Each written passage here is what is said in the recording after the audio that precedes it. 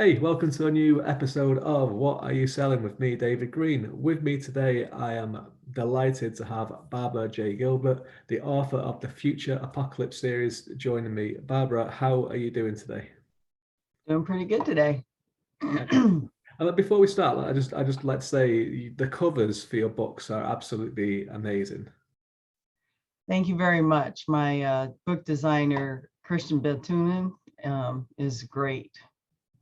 I'm in an anthology with a cover that he has done actually, and it's like one of the best ones that I'm in. Like the cover is just amazing for it. But it's so different to the ones that you've done as well. He's very, very talented. Yes, thank you. I'll let you see the second one there. Yeah, it's two. You're in between two, but they're great. There's such evocative covers, and something about them just screams exactly what it is they're about. So why don't you tell everyone who is either listening, watching on YouTube, or listening on Spotify or Apple Music, and if you are listening to us for the first time or watching, please subscribe or follow to us on the YouTube channel. We have other interviews, we have live readings from authors, reviews, and we also have the Wheel of Time Easing the Reader show as well. So please do subscribe if you're here for the first time. But Barbara, why don't you tell everyone who's listening and watching about this series that you have? Okay, the series is based on a brilliant young woman who invents a time pod so that she can travel into the future to learn about new technologies and advancements. She decides to travel 250 years into the future, gets out, finds out she's in a post-apocalyptic world, and tries to get back and gets stuck there. Book two finds her with a group of people that are going to help her, and they cross the Cascade Mountains, which, for those that don't know, is in Washington State here in the United States.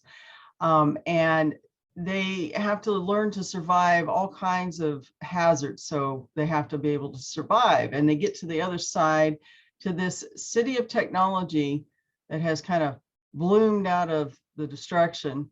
And she finds that she might be able to get the help she needs, but the city of technology isn't all that it seems or looks to be. And in book three, she finds herself traveling through time and history in an attempt to prevent, or at least show to the city of technology, that the past is not to be changed, all while trying to figure out how to get home. Excellent. So it's a very, very high concept, very dystopian time travel. The reviews for this have been fantastic as well. When I was researching them, I was looking at all the reviews, and all three of the books are very, very well regarded, well received.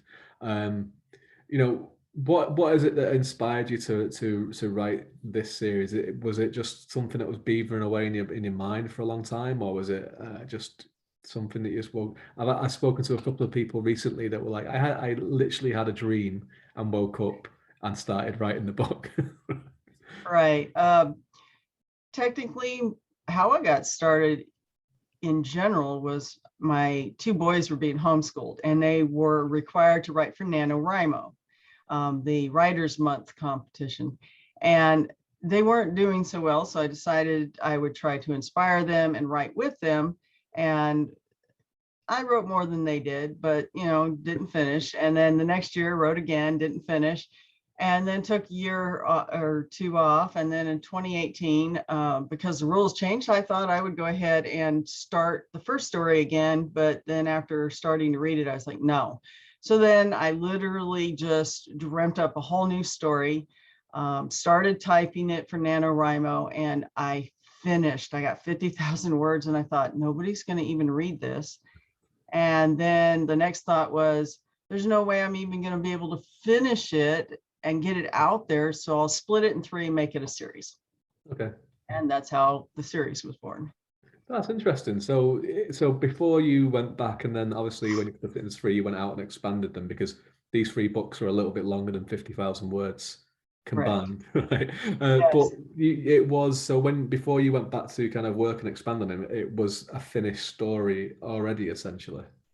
Um, Technically, no. I Okay. finished the 50,000 word challenge, but I still had, I actually had skipped a little. So I had the middle section to kind of finish, added some stuff, learned some things by having a author friend of mine read it and tell me, hey, don't get offended or anything, but you need to show more, tell less. So I went in and reworked it a little bit, but now I'm reworking it some more. But point being, I had a lot of work to do. I had quite a few more chapters to write to get it complete. And then once I got all that done, I was editing it and trying to do my own book cover, and then start asking author friends, what do you think? And one sent me to Christian for the thing, and another sent me to an editor, and off I went.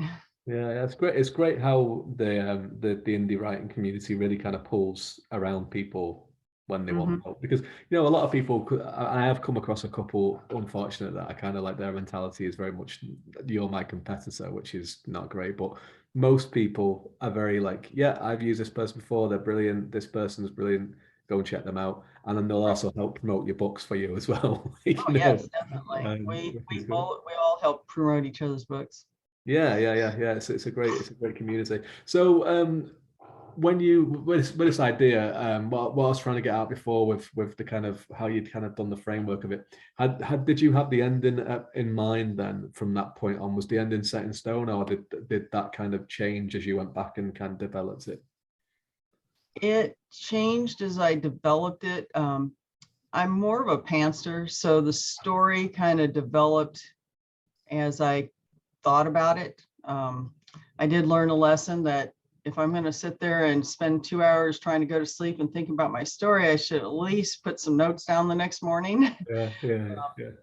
For example, book 2, one night I went to bed and I dreamed up the entire end of book 2. So I got up and took some notes, and I wasn't even close to the end of book 2. I just kind of skipped the middle in my brain and went straight to the end. And so it worked out. I did have to shape the end a little better, but it came out okay.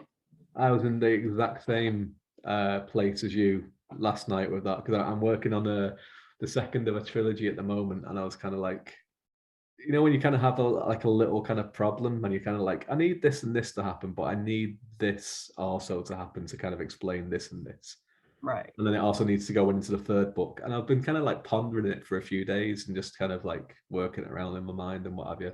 I'm not even up to this point where I'm going to be writing it either yet. It's on the horizon. And then I was like in bed, just about to fall asleep. And then the idea just popped into my head, and I was like, oh yeah. So then I just lay there for like an hour thinking about it. And I was like, I should have just wrote all this down instead of just. Yeah.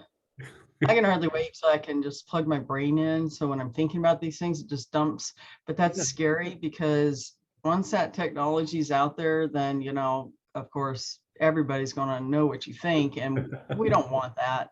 That would be scary. But, it's also a problem solver when you're at night. Because in book 3, I put my main character in a situation that I couldn't figure out how she was going to get out of. And I'm like, well, I got to figure it out. So I'm laying down now. I had done a lot of time travel research in the past, but never came across what came in my head. So I'm laying there and I'm thinking, and I'm like, oh, well, what if I can do, this and this? And I'm like, So the next morning I researched it just to see if it was a viable type theory.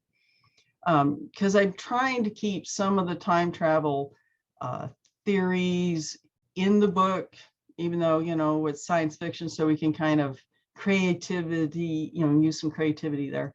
And lo and behold, the flipping thing was a theory. And so I was like, yes, I have the actual terminology, to use for this solution for my character.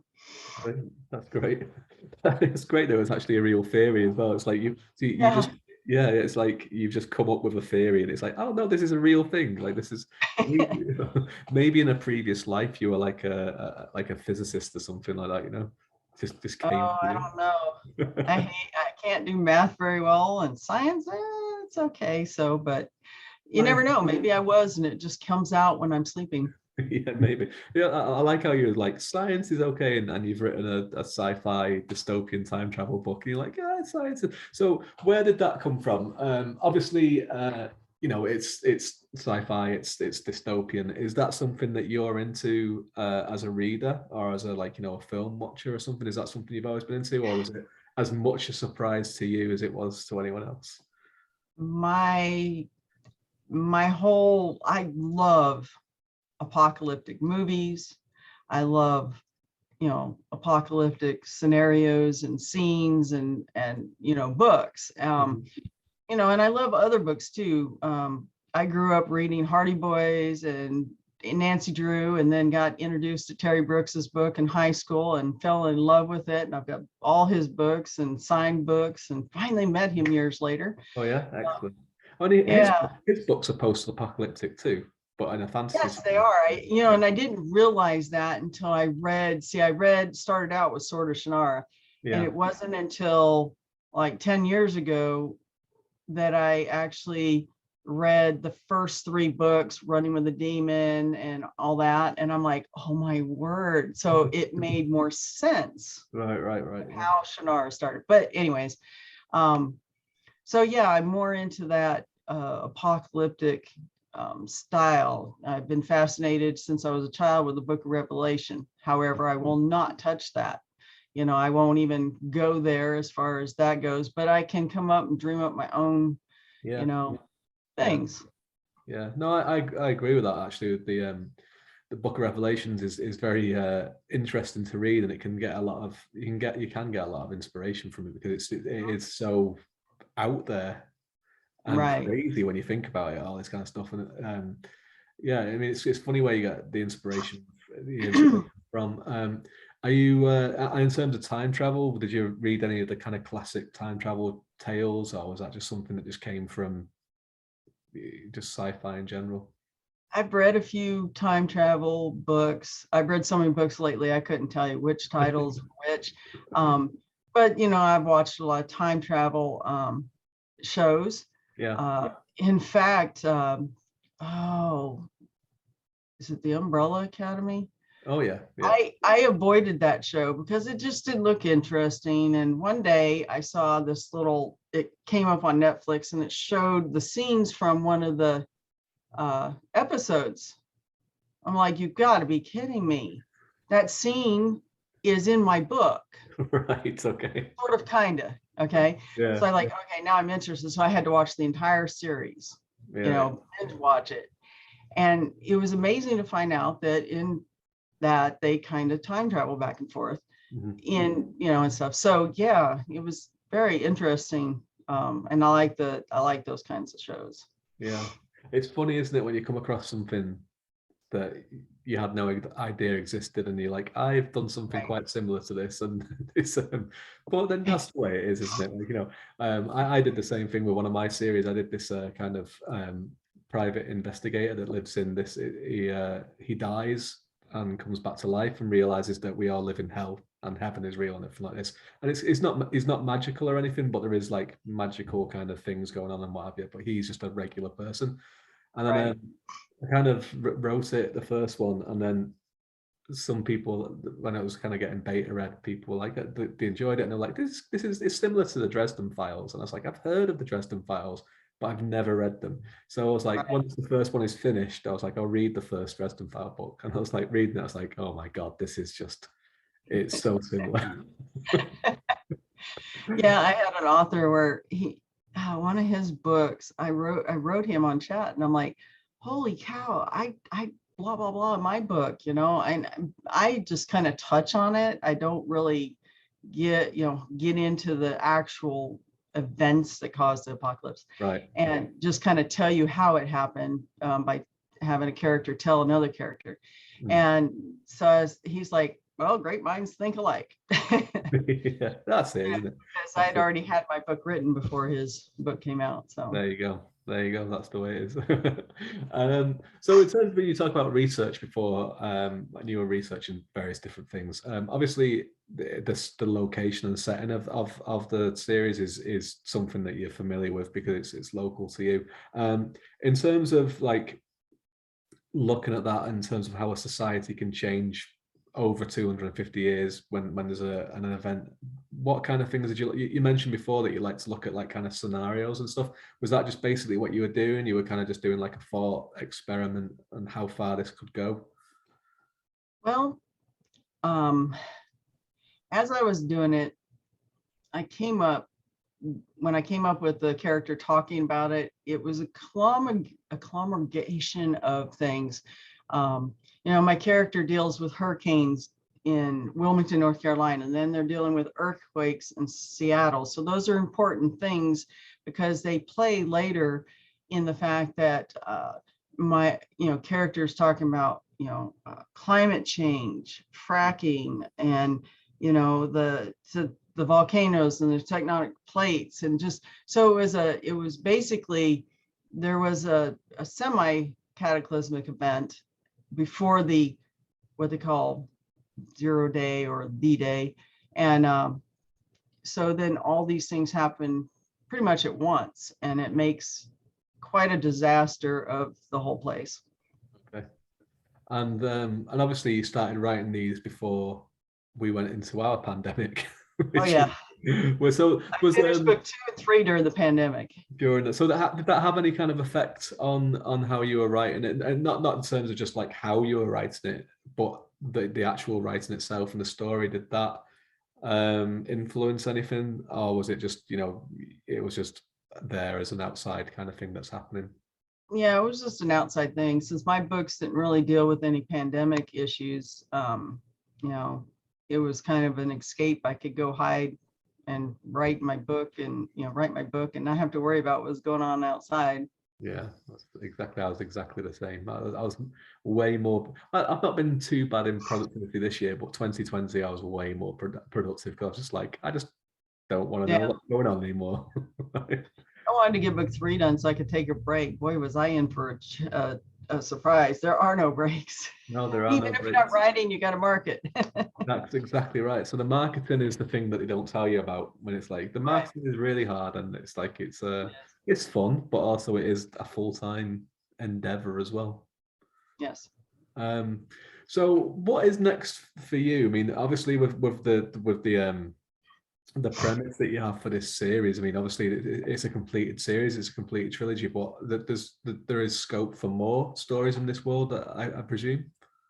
I did leave it open so I can do later, if I would like, do some offshoots about her, like maybe Paulette's time travel adventures. I've had some ideas for that. But right now I'm working on making the ebooks a box set. And in doing that, when I did book 2 and 3, I had a new beta reader, and they were extremely helpful in helping me learn point of view, when to do scene changes, how to trim down detail, things of that nature. So I gave them book 1. It took them longer than I expected. So I'm working on a rewrite / edit. Most of the rewrite edited up chunk is up at the front, just shifting it, making sure that it starts out more powerful and has, more information about the time travel. I didn't put in there the fact that, she was already tinkering with this stuff as a kid. Right. So there's going to be a lot of similarities, and the information that is currently in book 1, a lot of that will still be in there, but in different places. Some of it won't be in there because it didn't really bring the story forward. But overall, the book 1 that I wrote is still pretty good and enjoyable to read. And of course, when the box set comes out, you can get the box set and see what the new one looks like. So I'm just rewriting book 1. And then after that, I have a short story called Year of Reckoning 2250. That was the first story I wrote on NaNoWriMo. I wrapped it up, made it a free giveaway. So I'm going to complete that series or complete that story.